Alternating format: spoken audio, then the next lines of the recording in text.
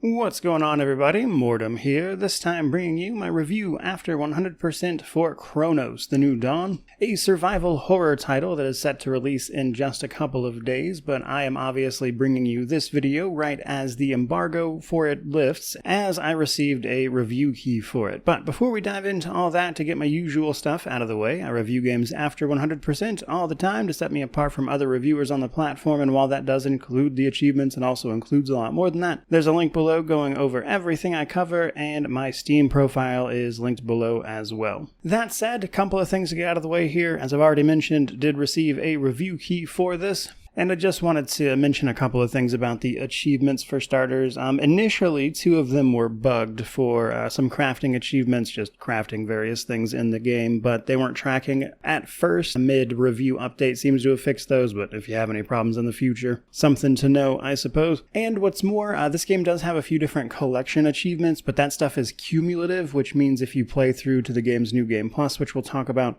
or if you start an entirely new game, you don't have to do it all in one playthrough. It's just that you've picked up each individual thing for those collections at least once. Other than that, not too much of a hassle. You'll have to beat the game on New Game Plus at the very least, as it does feature multiple endings. But with the game running roughly 15 or so hours, that's not exactly a big deal or much of a time sink, especially once you've got all your weapons and everything. Let's actually talk about the game itself, however. So, Cronos The New Dawn is ultimately a survival horror experience that puts us in the role of a traveler. Someone cast into these like diving suit-esque outfits that allow them to go up against what they call orphans, or the results of a disease known as the Change. That is to say, all of these fleshy monstrosities you'll be seeing throughout the video. Our role as a traveler is to, at the will of something called the Collective, go about, travel across time actually in a couple places, to retrieve essences from the past, which seems to be some mixture of a person's soul or consciousness, which is going to allow you to kind of learn about what happened here, basically, in 2 different versions of Poland, the 1980s as well as the far future that isn't exactly described timeline-wise. Along the way, the orphans, obviously, but we're also going to be solving puzzles, meeting some cats, uncovering mysteries about what is going on here, who you are, why you've woken up, that kind of thing. And broad strokes, barring a few minor things, some commonplace technical issues, it would seem, these days, a lack of a few quality of life features here and there, some repetitive boss fights, that kind of thing. It's mostly a pretty good experience, at least to me. That said, I don't exactly review a lot of survival horror games. In fact, I think this might be the first one on the channel, even though I have certainly played a few. But let's actually dig into kind of everything I just said there, basically. Starting with the technical state of this game. So, stutters, freezes, the usual suspects. The game did crash on me a single time, but for the most part it was just the, frame rate dips, stutters, that kind of thing. One thing that happened one time is that I sort of got, stuck after I exited a conversation you can have after it was supposed to, exit that conversation. My character got frozen in place, kind of like mid-animation, and I was forced to reload there. Not exactly sure what happened, but as that probably spells out for you, the technical state isn't a complete bomb. It's not unplayable or anything, but it's a lot of those very commonplace issues that we've seen over and over again with basically anything made in Unreal Engine 5, it would seem. Next up, we've got difficulty and New Game Plus. Now, the base game does have a set difficulty, like normal. Once you've played through the game once, you'll unlock 2 things, New Game Plus and Hard Mode. These are independent of each other. You can start a new game on Hard Mode if you want, or you can start New Game Plus on Normal as an example. Hard Mode is pretty much what it sounds like. It just strengthens the enemies, allows you to make bigger use of your arsenal, as you'd probably imagine, just to make the game harder. Now, New Game Plus is a little different, purely because it seems like if you want the true ending, let's call it, you have to beat the game again on New Game Plus. From what I can tell, that seemed to purely be because I was on New Game Plus. Not based on any decision that I made prior to that, but keep in mind there are some decisions that will lead to multiple other endings besides that one as well. The story setup and my thoughts on it. So, as good a place as any to mention that if you are not looking for spoilers, maybe just skip this section entirely. The game is not officially out yet, so I'm not going to be spoiling the entire thing or anything, but given the nature of an experience like this, I think it's reasonable that some of the things I do want to talk about might be considered a spoiler by some people, so as a result, you have been warned. As I mentioned at the very beginning, we awaken as someone called a traveler. There have been previous ones before us. In fact, your first goal is to find your predecessor, and travelers' goals are to head back into time through various rifts, known as dive points, that you can then retrieve essences from people who lived in the past. These essences are meant to be added to the collective consciousness of something called the collective. This is going to allow you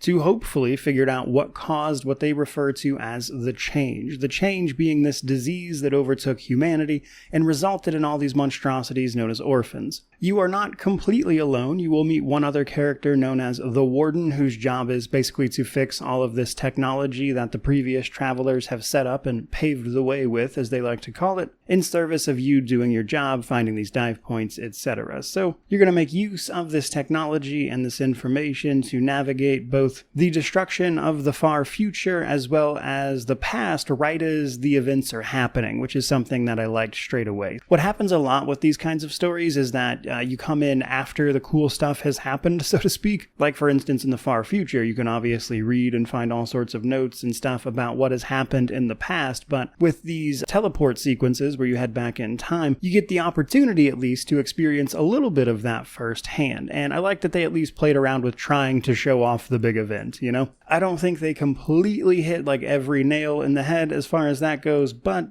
nonetheless, it was a fun thing to see. What makes it a little more interesting, though, is that the essences you are collecting are not just items in your inventory. These are souls, people's consciousness that you are putting into your suit to safely carry back to the far future.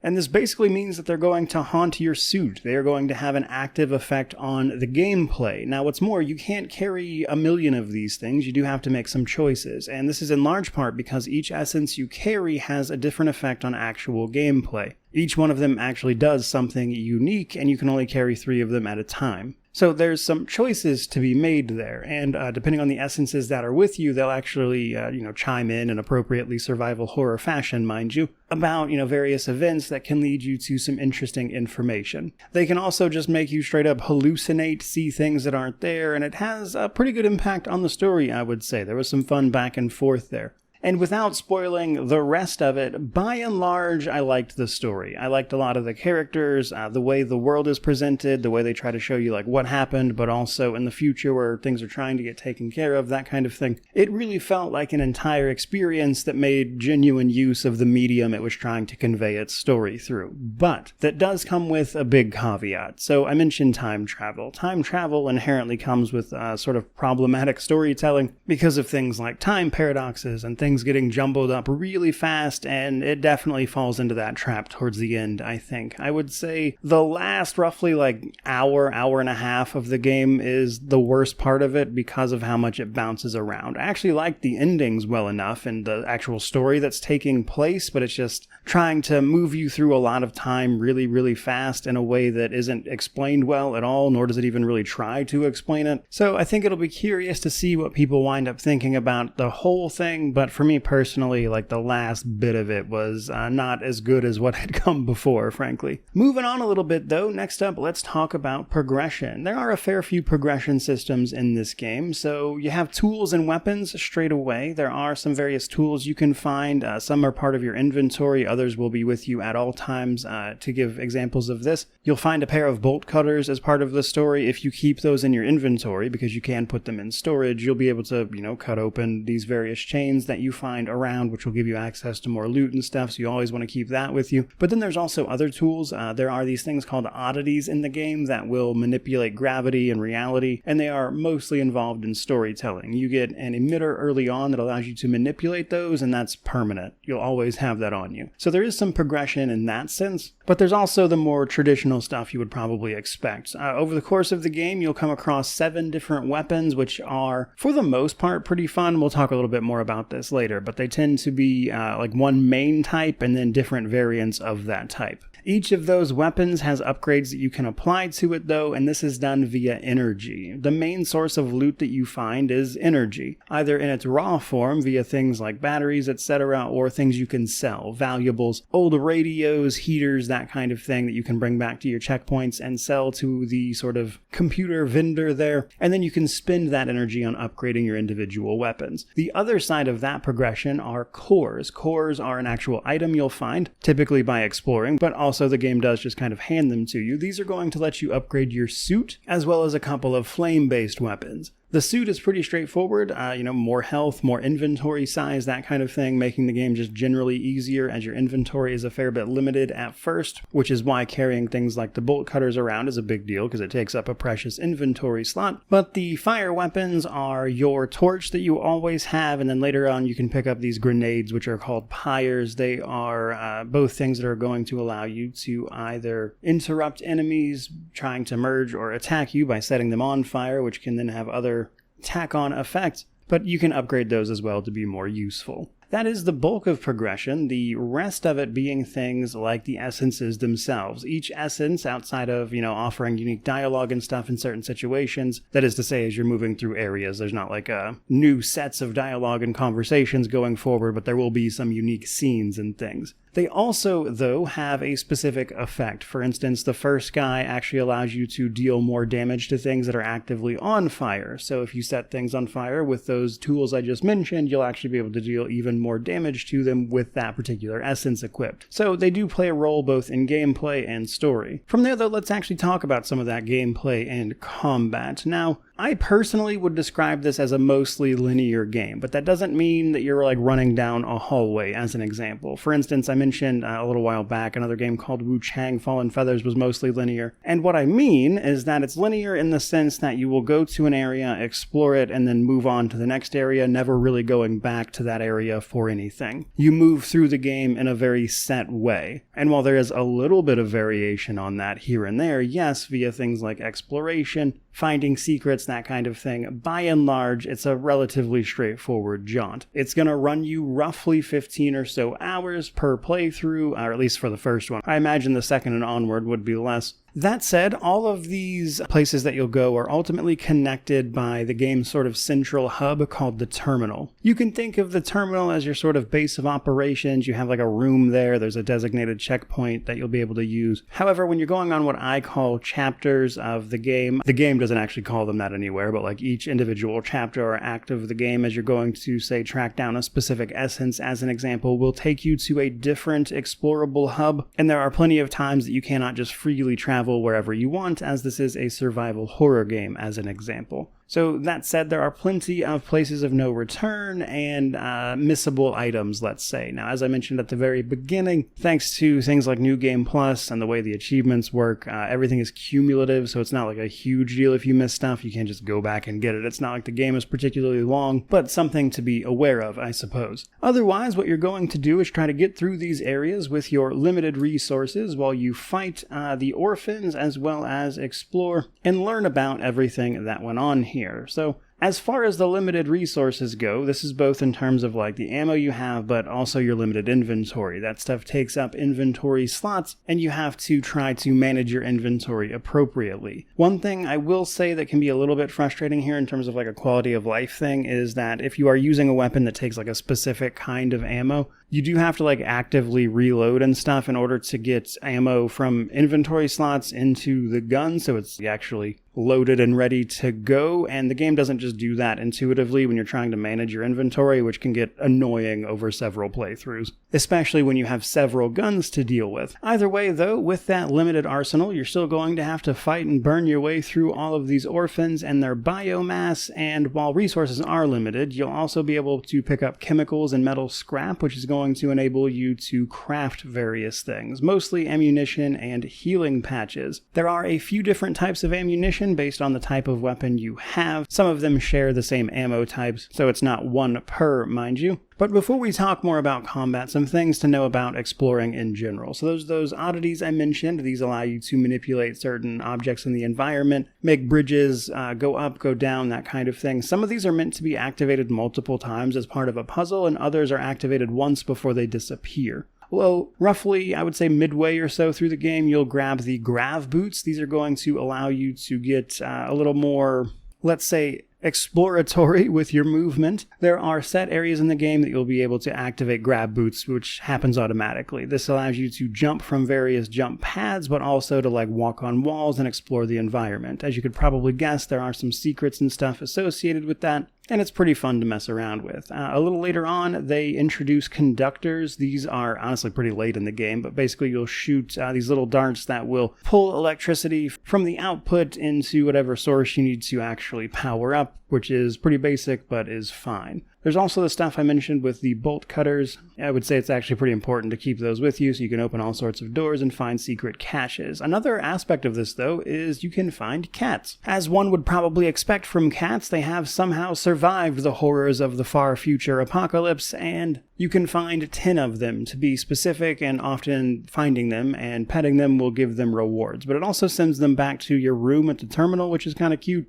In particular, though, these guys can often give you a lot of upgrade materials on your way, so things like cores and stuff. But what's more, they actually do sometimes drop keys for various doors and stuff, which you can't get into otherwise, so in some ways the cats are pretty integrated into some of these little exploratory puzzles. And honestly, I think they give a nice little break from the horrors of everything else going on. But speaking of those horrors, let's talk a little bit about the orphans and the change now. So there's one primary mechanic that you have to worry about with every single type of these guys, and that is merging. What you don't want to do is let enemies merge. And by the way, probably should have said this earlier, but I'm saying it now, most of the footage you're seeing here is from New Game Plus, and so if I look to be not stressed at all and have a bunch of weapons, that's because playing through it on New Game Plus allowed me a lot more resources than you would normally have, mind you. So it's much easier to prevent things from merging. But the way to prevent things from merging is basically to deal enough damage that it interrupts them or to set them on fire. The reason you don't want to let them merge, though, to be more specific,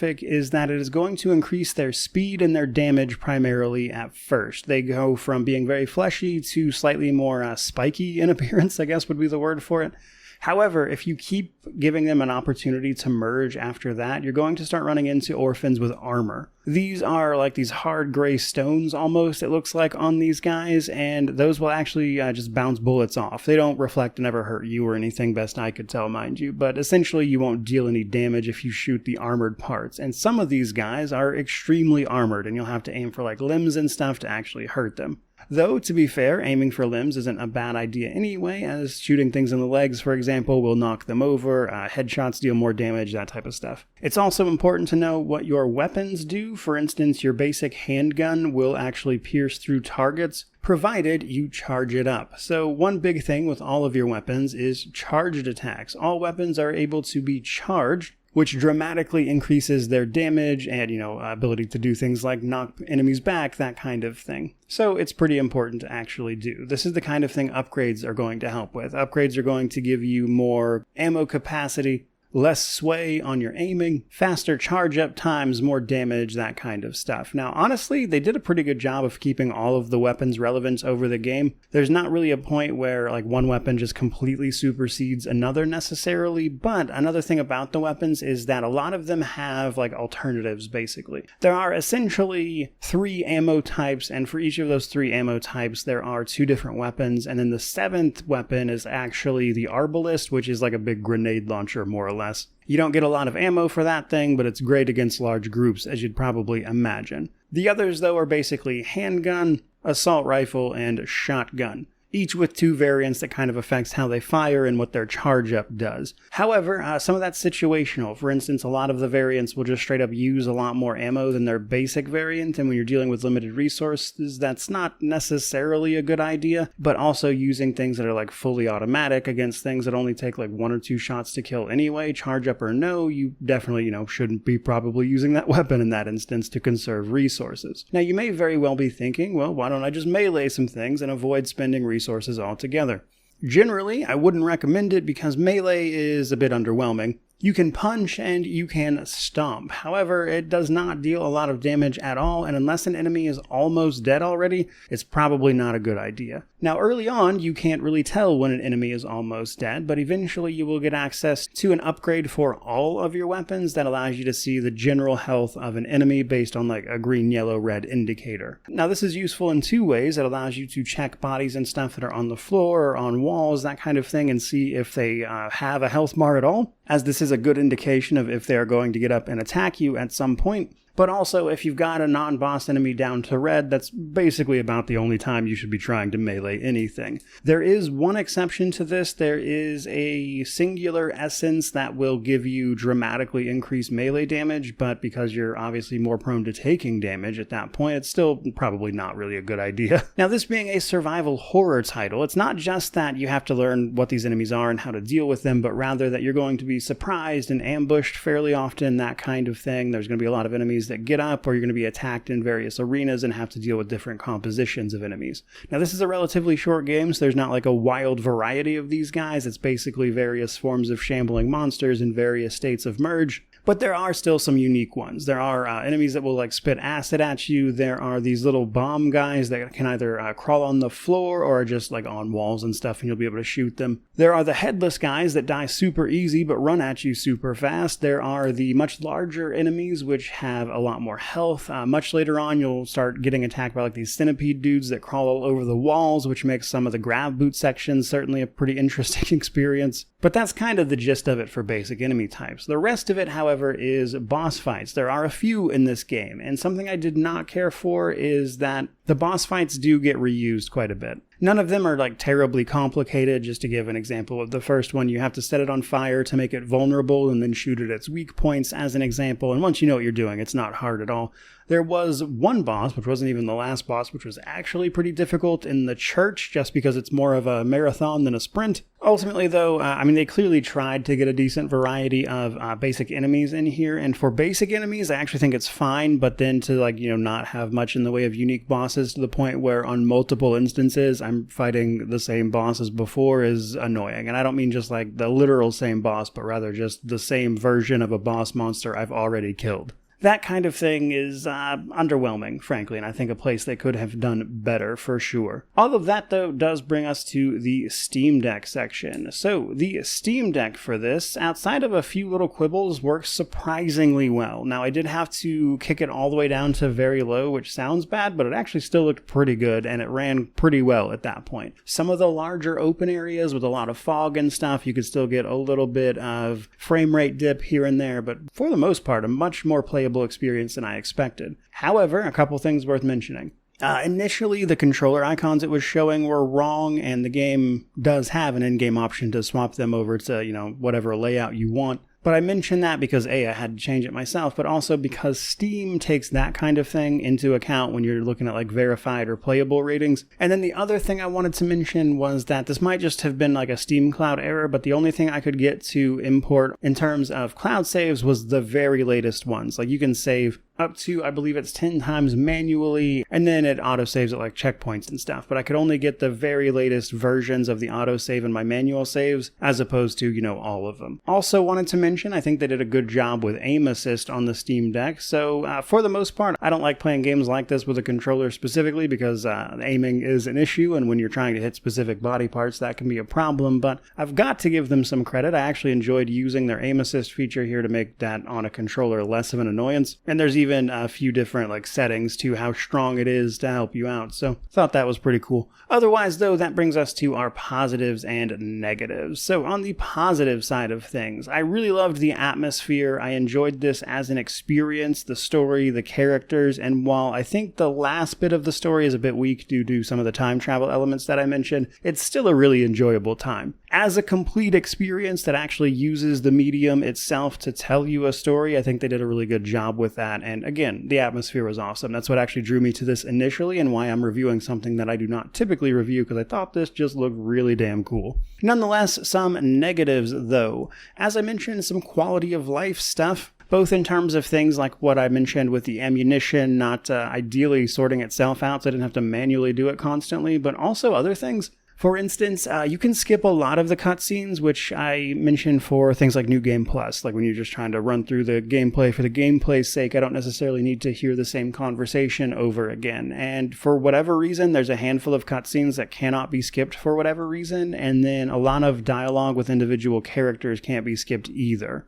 And in a game where you've got a New Game Plus system specifically designed to run through on like harder difficulties and stuff for gameplay reasons, it's just a strange miss there. That on top of things like repetitive boss fights and some of the technical issues I ran into are the main things I would come away from this with a less than great experience on. Which brings me to my conclusion. By and large, I really enjoyed this. There's some minor hang-ups, some things that I think are a little annoying, but honestly, I don't think they really ruin the experience or anything. Like the boss fights, as an example, was probably my biggest one personally, and then I'm sure people won't be happy about some of those technical issues as it continues to plague a lot of these games. But as a complete experience, I really enjoyed it, and so it gets a buy out of me. However, I did also want to mention here that I'm not a huge survival horror guy. I had a lot of fun with this, yes, and while I have played some survival horror games in the past, I wouldn't be informed enough to tell you like where this sits in the genre as a whole. So it's probably a good idea to get some info from somebody a bit more in the know in that regard as well. But otherwise, that's pretty much going to do it from me for this review, so I certainly hope you enjoyed it. If you did, by all means, like, comment, subscribe, all that YouTube jazz.